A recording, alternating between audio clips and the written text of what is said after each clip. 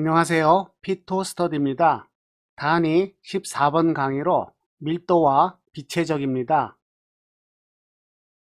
밀도와 비체적은 역수관계인데요. 왜 두 가지를 배울까요? 이러한 내용을 이번 강의에서 알아보겠습니다.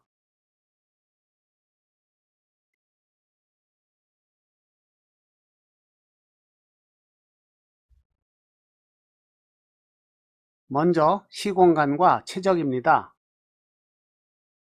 본 강의에서는 공학 관점의 시공간만을 다루므로 시간과 공간은 서로 독립변수입니다. 체적은 공간에서 정의되는 절대적인 개념입니다. 질량은 공간을 차지할 뿐 공간 자체를 변화시킬 수 없습니다. 부피는 공간 자체의 성질이고요. 이러한 이유로 나중에 공부하게 되는 PDV를 절대1, Absolute Work라고 합니다. 밀도는 단위 체적당 질량으로 평균적인 개념으로 정의됩니다. 그런데 물리적으로 미소 체적이 너무 작으면 내부는 진공이 됩니다. 따라서 체적의 크기는 어느 정도의 크기를 보장해야 되고요. 밀도는 수학적으로 점에서의 미분이 아니라 최소 최적에 대한 극한으로 주어집니다. 밀도의 단위는 kg/m3입니다. 간단히 공기는 1 정도이고요. 물은 1000 정도가 됩니다. 이 두 가지만 기억하면 밀도의 어린 크기를 파악할 수 있습니다.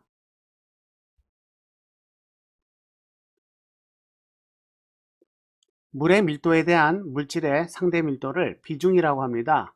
물론 고체와 액체인 경우이고요.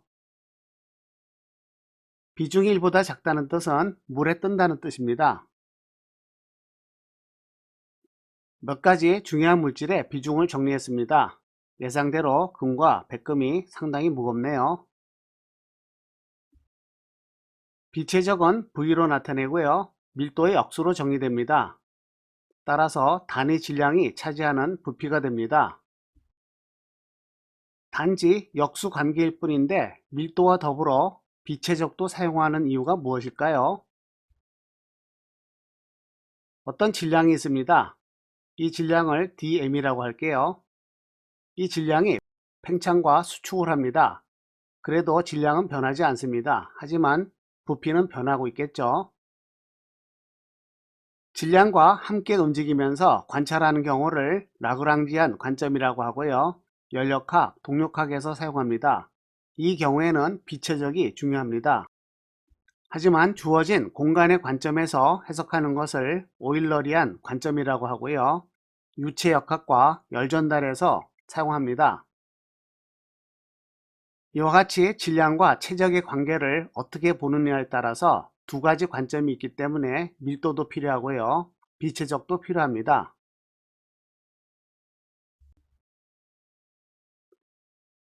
연력학에서 중요한 역할을 하는 비체적의 예를 들어 볼까요?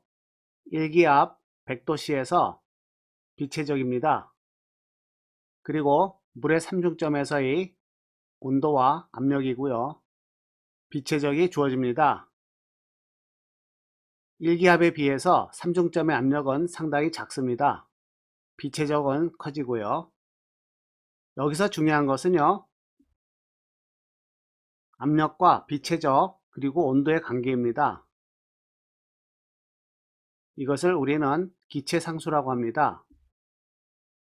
예를 들어서 공기의 기체상수 값은 0.287058인데요. 이것을 이용해서 비체적을 쉽게 구할 수 있습니다. 기체상수의 값과 주어진 온도, 압력을 구하면 0.844 큐빅미터 per kg이 나옵니다. 따라서 공기의 경우에 대해서 기체상수값만 알고 있으면 주어진 온도, 압력에 대해서 쉽게 비체적을 구합니다. 단위 변환입니다. 킬로그램 per 큐빅미터가 아니고 파운드 per 큐빅인치입니다. 이러한 경우에 프로그램을 이용해서 도트 연산을 이용합니다. 얻는 결과를 이용하면 이와 같이 킬로그램 퍼 큐빅미터로 환산이 됩니다. 마찬가지로 슬러그 퍼 큐빅피트를 환산하면요. 킬로그램 퍼 큐빅미터로 자동 환산됩니다. 서로 다른 밀도 단위 사이의 변환입니다. 하나의 밀도 단위를 다른 밀도 단위로 나누게 되면요. 상대적인 값이 나옵니다. 이와 같이 프로그램을 이용해서 주어진 단위에서 다른 단위로 쉽게 바꿀 수 있습니다. 왜냐하면 질량 단위는 항상 킬로그램으로 변환되고요. 부피 단위는 자동적으로 큐빅미터로 변환되기 때문입니다.